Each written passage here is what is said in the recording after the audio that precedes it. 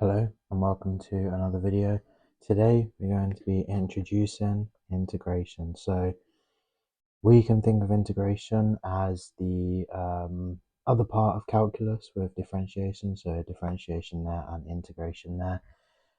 We can also think of, it says it down the bottom here, we can think of integration and differentiation as opposites. So to get from one to the other, we do each one of them. So when you differentiate something that's y, go to dy by dx, and then to go backwards, so to go from dy by dx to just y, you have to integrate the function, and you always have to add a c as a constant. So just going over that over here, so we've got y equals 5x, y equals 5x minus 2, and y equals 5x plus 3.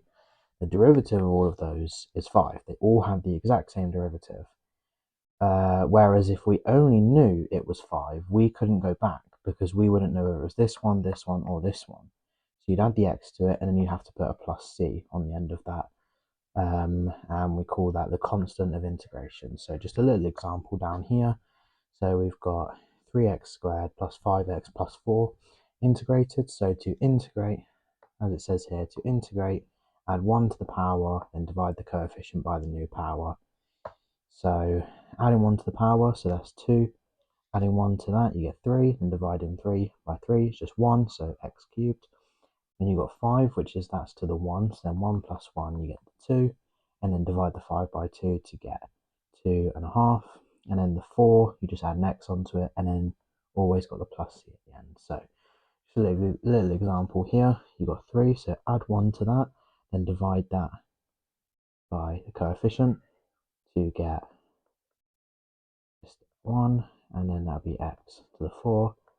Then you add 1 to the power, so 2 plus 1, which gives you 3, dividing the coefficient by 3, 2/3 x 3. Then that's just 1, so do 1 plus 1, gives you 2, and dividing that, so that gives you 2x squared. Then you've got the 7, which you add next to, and then you've got your constant there. If the question gives you coordinates of a point on the curve, you can then work out that c, because you'll know y, you'll know all the x's, and you can just work out what c would be. So that is how you'd find the constant of integration, but I will do another video on more questions. This is just an introduction.